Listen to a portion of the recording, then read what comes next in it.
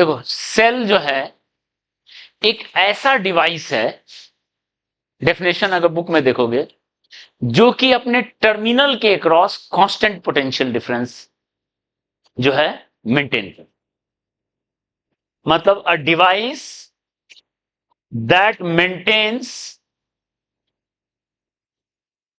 Constant potential difference across its terminal. अब इसका मतलब क्या है उसको समझाते हैं।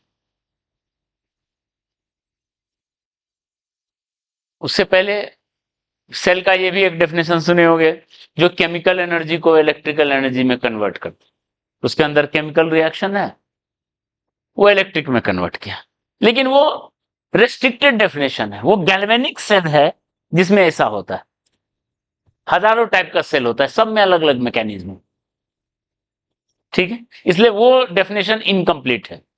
ये बेटर डेफिनेशन है।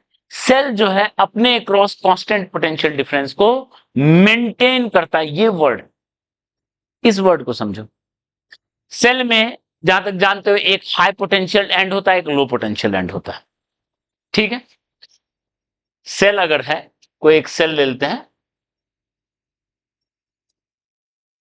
ठीक है, ये एंड होता है पॉजिटिव टर्मिनल लिखते हैं, और ये कंटेनर है पूरा नेगेटिव, नेगेटिव टर्मिनल, ये होता है सेल। कुछ भी नाम लिख दिए इसमें, सेल का कुछ भी नाम लिख देते हैं, ड्यूरासेल, ठीक है, ड्यूरासेल, कुछ भी सेल, ओके। एक पॉजिटिव टर्मिनल, एक नेगेटिव टर्मिनल। इस तो जब इसको कनेक्ट कर रहे हैं तो इसके अक्रॉस जो भी पोटेंशियल वो मेंटेन कर रहा है, ठीक है, एक हाई पोटेंशियल एक लो पोटेंशियल। तो तुम बोलोगे सर कैपेसिटर में क्या दिक्कत है? कैपेसिटर भी तो एक हाई पोटेंशियल एंड है। देखो ये पॉजिटिव टर्मिनल है, ये नेगेटिव टर्मिनल है, फील्ड है ऐसे,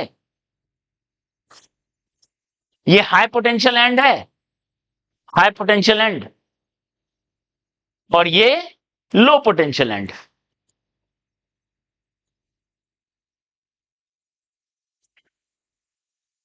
तो इसको क्यों नहीं सेल करेंगे, इसको क्यों नहीं सेल करेंगे?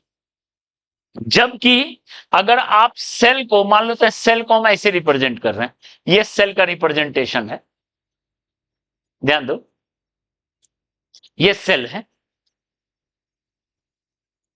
इसके क्रॉस मान लो एक रेसिस्टर लगा है आर, ठीक है, ओके। तो यहां करंट बहेगा V बाय आर। अगर यहां पोटेंशियल डिफरेंस V है, प्लस माइनस V है, तो करंट कितना होगा? V by are.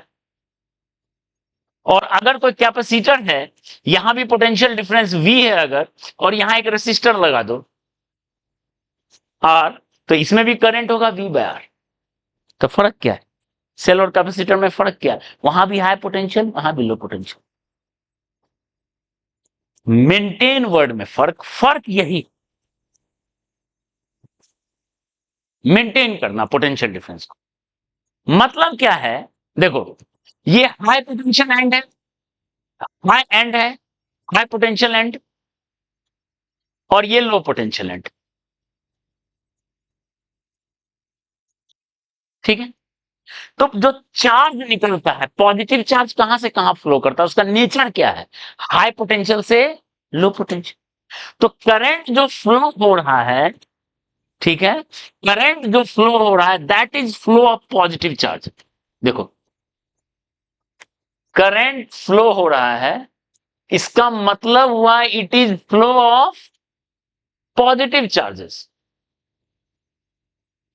Positive charges का फ्लो।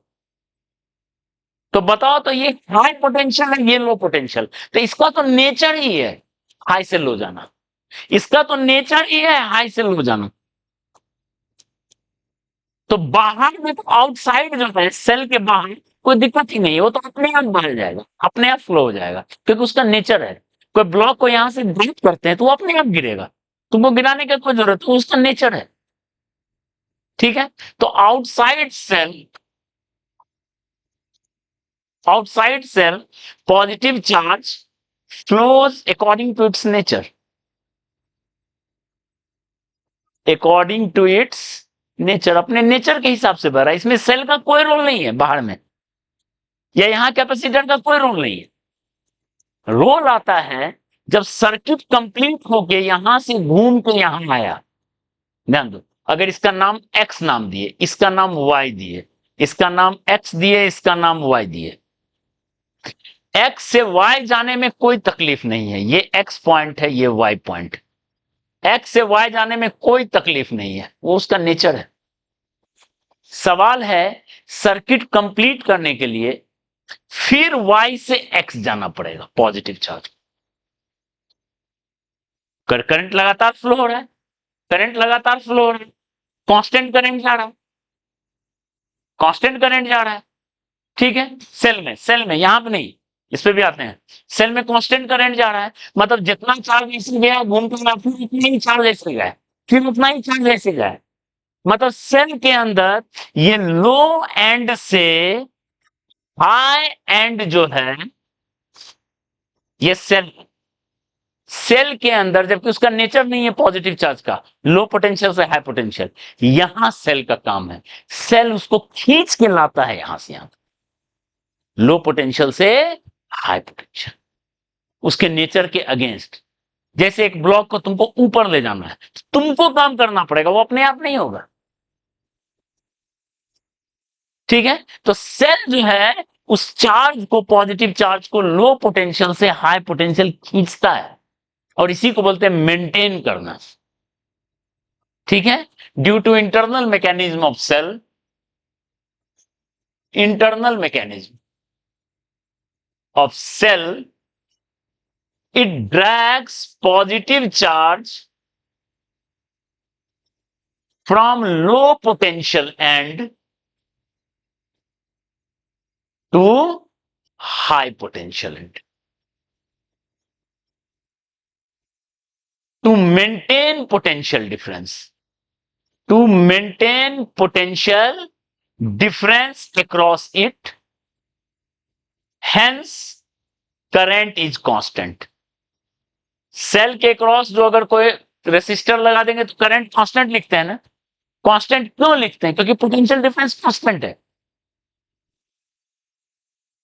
और पोटेंशियल डिफरेंस कांस्टेंट रखने के लिए सेल को वापस लो से हाई खींचना पड़ता है अपना मैकेनिज्म से, क्योंकि उसके नेचर के अगेंस्ट है।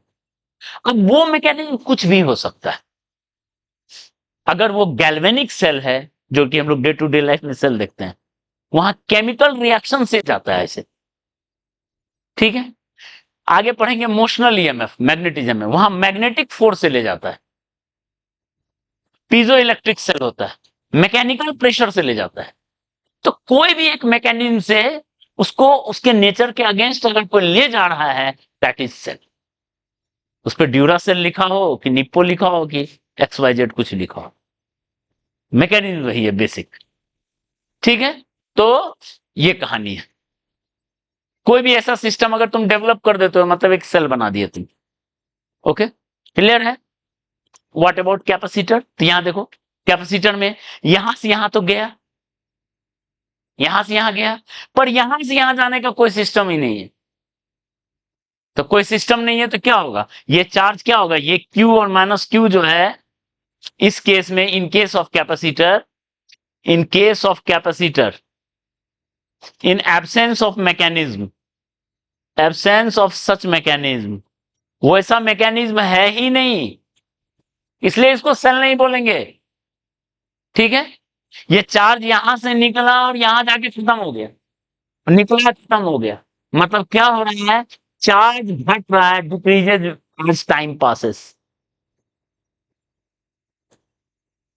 चार्ज घटेगा तो पोटेंशियल डिफरेंस Q/C घटेगा, और ये घटेगा तो करंट घटेगा V/R। तो कैपेसिटर में लगा दोगे तो वो घटता रहेगा, करंट डिस्चार्ज होता रहेगा capacitor. This is nothing but discharging capacitor. समझ में आई बात? इसलिए वो सेल नहीं है, और सेल में अपना एक मैकेनिज्म है उसके नेचर के अगेंस्ट ले जाने का। ठीक है।